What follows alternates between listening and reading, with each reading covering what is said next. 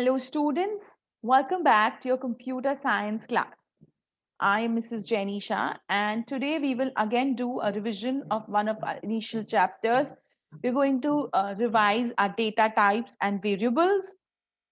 Let's begin.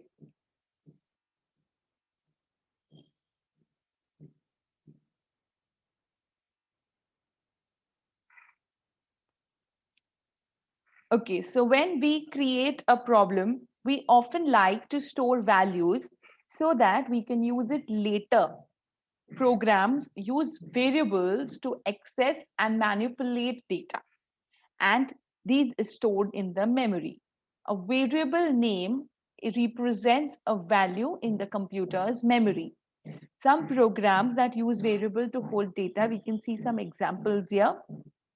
This is just addition of two numbers, A and B. C is holding the answer when you add A and B, and then we display it. Now, in Python, variables is created when we assign a value to something. Okay, in the following code fragments that we can see, two variables A and B are created. Creating multiple variables in a single statement with different values can also take place, and creating multiple values in a single statement with same value can also take place. Now, there are some naming rules of variables. We had spoken about this a lot in the beginning. I had hammered this down. You must follow these rules for naming a variable. A variable name can be of any size. A variable name a variable name allows characters which are small a to z, capital A to z, 0 to 9, and an underscore. You cannot have space. You cannot have any other special character. A variable name should compulsorily begin with an alphabet or an underscore. A variable name should not be a keyword. A variable name cannot contain any spaces, and uppercase and lowercase characters are treated separately. So if you have two variables, ABC, one capital ABC, one small ABC, they are two separate variables. Keyword. There are some reserved keywords in Python which have predefined meanings called keywords. These words may not be used as variable names. Some commonly used keywords are given below. And, as, assert, break, class, continue. DEF is for define, DEL delete, elif, else, except, execute, EXEC. Finally, for, from, global, if, import, in, is, lambda, not, of, pass, print, raise, return, try, while, with, yield. Data type. In Python, data type is a set when you assign a value to a variable. Some examples of data type are string, interest, float. Okay, you can check the type of data of any variable using the type function. We have used this function even recently to check the type. Okay, so you can check the data type of any. So this is a very interesting flowchart. More than interesting, it's very apt and it's very to the point and easy to remember. Data type can be broadly be divided into numeric, string, boolean, sequence, and mapping. In numeric, we have integer, float, complex. In string, we only have string. In boolean, we only have boolean. Sequence type, we have list, tuple, range. And mapping type, we have dictionary. Because in dictionary, key is mapped to the value. Numeric type. There are three distinct numeric variable types in Python: integers, floating, that is floating point numbers, and complex numbers, integers. The int type in Python is designated as an integer number. In Python, there is no limit how long an integer value can be. Floating point numbers. The float type in Python designates a floating point number. Float values are specific with a decimal point. How do we know it's a float value? Because of the decimal point. Optionally, the character small e or capital E can also be followed by a positive number, or a negative integer may be appended to specify. For example, 2500.0 can also be written as 2.5E3. Complex numbers. Complex numbers are specified as real numbers plus imaginary numbers. For example, 12 plus 9j. String types. In programming terms, we usually call text a string. String is a sequence of one or more characters. It is enclosed in single or double quotes. If you want a string literal to contain either a single quote or an apostrophe as a part of a string, then you can enclose the string in double quotes. Likewise, if you want to use single quote marks, then you can enclose the string in double quotes.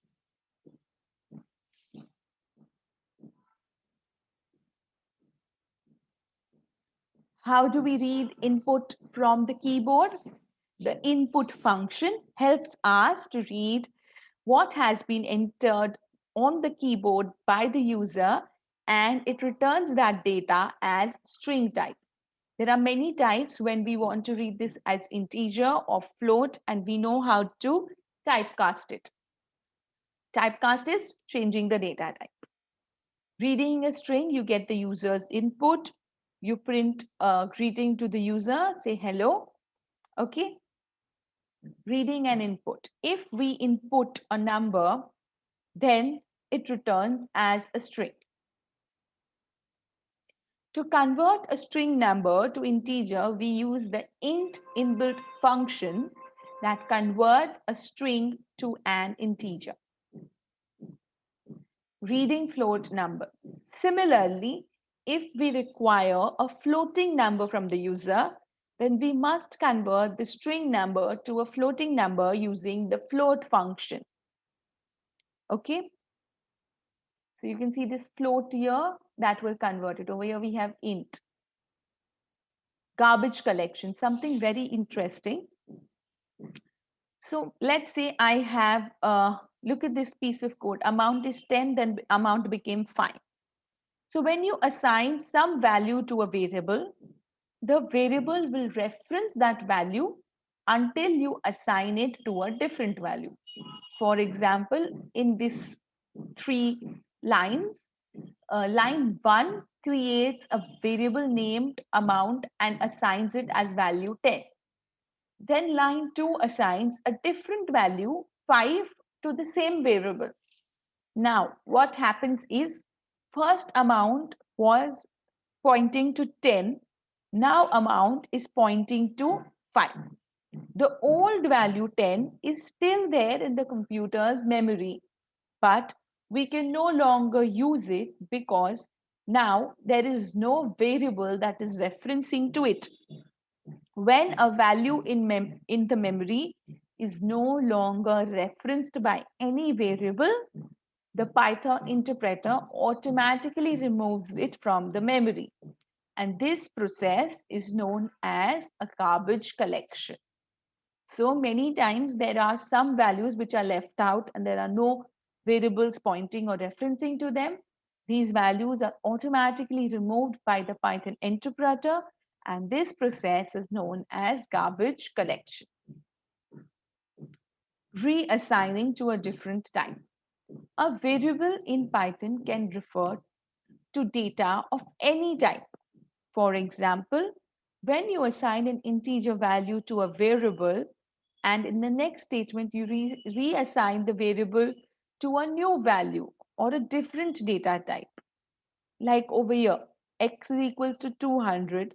Now x equals to Alex Joseph. So Garbage collection took place. 200 is now being referred to by no one. At the same time, please observe that X was pointing to integer type first, and now X is pointing to string type. So this can also happen.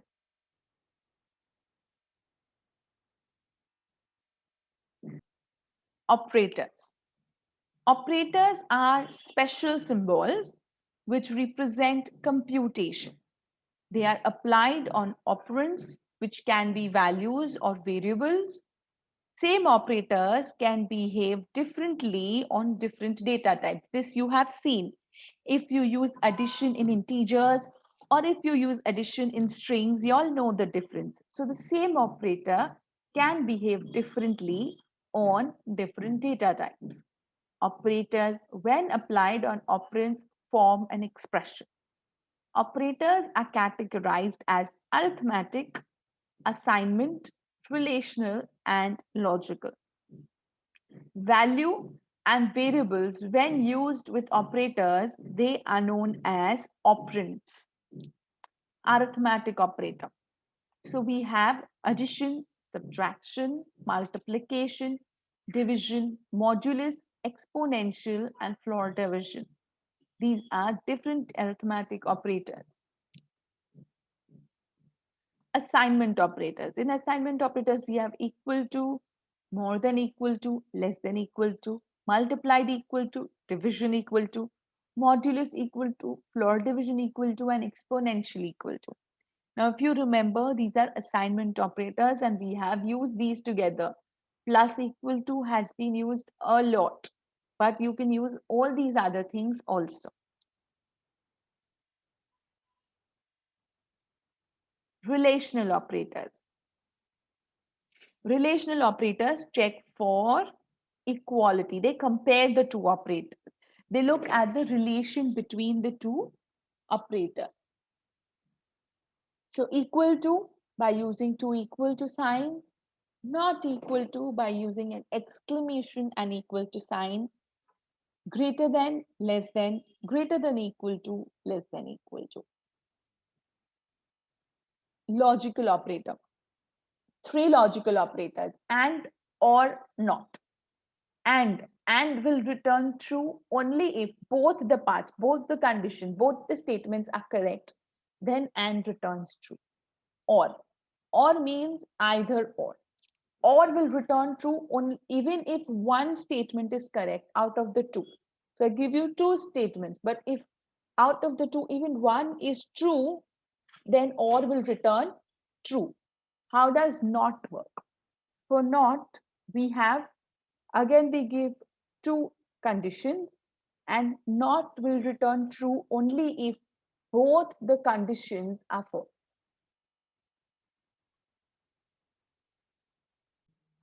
Yeah, so not will reverse the result.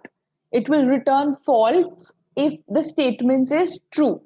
Okay, so if both the statements are true, then not will return false.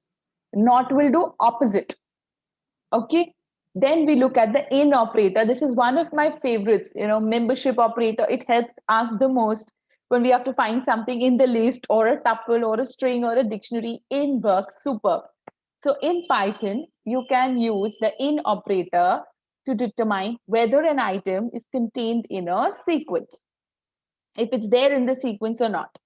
Okay, the expression will return true if the item is found in the sequence or false otherwise. Now we come to operator precedence. This is very important. I had even asked you all to make it in the journal, in your notebooks at that time. Precedence of operator. In math, we had BODMAS, brackets of division, multiplication, addition, subtraction. Over here, we don't really have a word. So you have to remember it. Number one is exponential. Anything raised to happens first. Then comes unary. Unary means the ones that work on single operand. Okay. Then comes multiplication, divide, modulus, and floor division. Then addition and subtraction. Comparison operators. Then and, not, or. This is the sequence. This is the precedence. The first things that happen. Now, with the ones that are too many operators and the same precedence level, like for example, multiply, divide, modulo, and float division. In this kind of a scenario, it will work from from left to right, whichever is coming first, from left to right, whatever is coming first will be done first.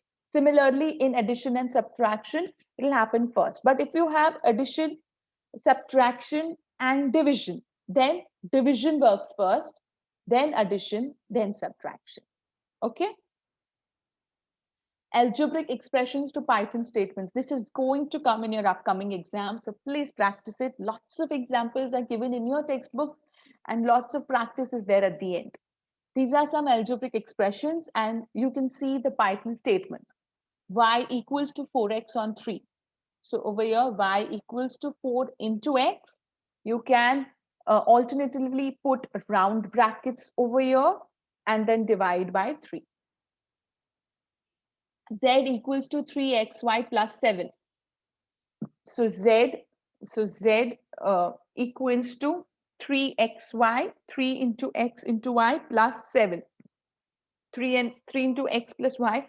Even if you don't put multiplication over here, the reason this will work is because the multiply works before addition. So over here, multiply will work before addition. But over here, it's important to put brackets because but again, because both of them have the same precedence level, it is going to work from right to left.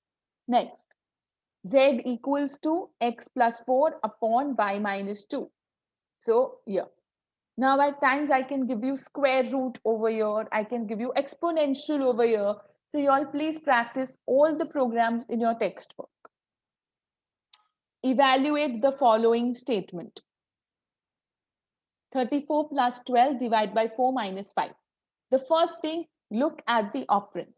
Plus, division, minus. So the first thing that will take place is division.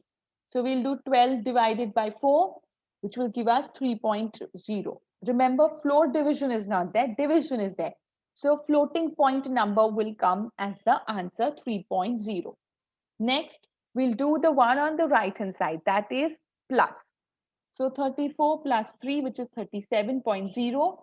Whenever you have two, you have integer and floating point, the integer will convert itself to floating point. Okay, no matter what.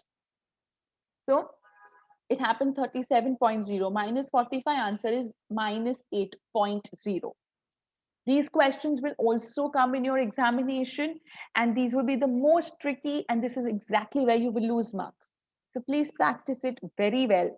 You will lose marks if you write minus 8 and not minus 8.0, because in Python, 8 and 8.0 are two different data types. One is integer and one is floating point. Okay? Next, evaluate the following. 1 plus 2 into 3 raised to 4 divided by 9 modulus 6 plus 7. If you look at this, the first thing we need to do is exponential. So that's exactly what we have done first. Exponential, that is 3 raised to 4 is the first thing we have done. We changed it to 81. Now, if you look at this now, plus, multiply, divide, modulus, plus. If we go up, plus and minus is down, and all the others have the same precedence level. So we are going to go from right to left. That is, we first take multiplication because we did plus has less precedence. So multiplication worked. Then we did division. After division, because we have simple division, it became float. Then we did modulus. Okay, we did modulus and there was no remainder. 6 divided by 18 gave us no remainder. It was 0.0. 1 plus 0.0 became 1.0 plus 7 became 8.0. Remember, these things will come in your examination and you will have to answer it with your mind in the correct place without opening your book for precedence of operator. Okay.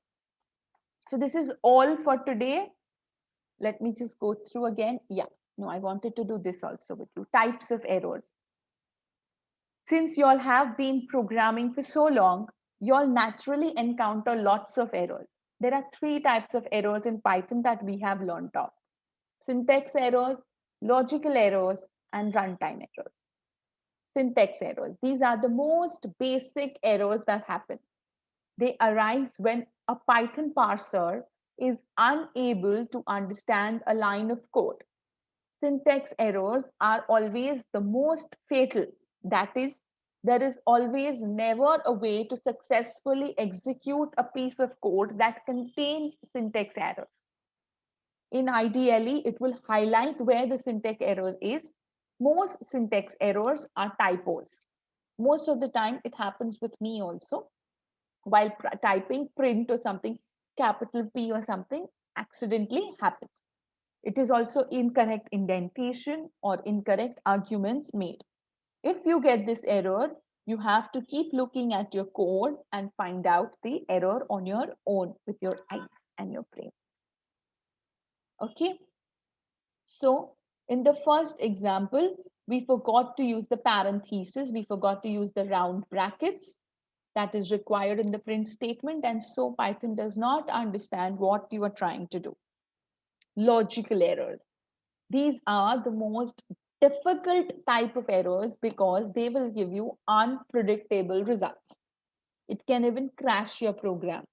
Lots of things can go wrong if you have a logical error. For example, if you want a program to calculate the average of two numbers and get the results, then and your output then and you write x equals to 3, y equals to 4, x plus y divided by 2, and you're printing the average and you're getting 5. Now, what is the error over here? Parenthesis. Remember operator precedence. So the first thing that it is doing is y divided by 2. That is 4 divided by 2 gives you 2. 2 plus 3 gives me 5. And because I'm using simple division, my normal integer is getting converted into float type. And so my answer becomes 5.0. Correct? So very, very important. Very, very, very important that we do not make logical errors. Logical errors again mean that you have to solve your own errors. Nobody will be able to solve it for you. In syntax errors, at least Python interpreter will tell you that there's a logic error. There's a syntax error. In logical error, you will keep scratching your brains, or probably you will message Miss Night or Day or whatever time you get the mistake. Miss, it's not happening. Miss, I'm doing everything correct, but it's not happening. Number one, you're not doing it correct. Number two, find your logical errors.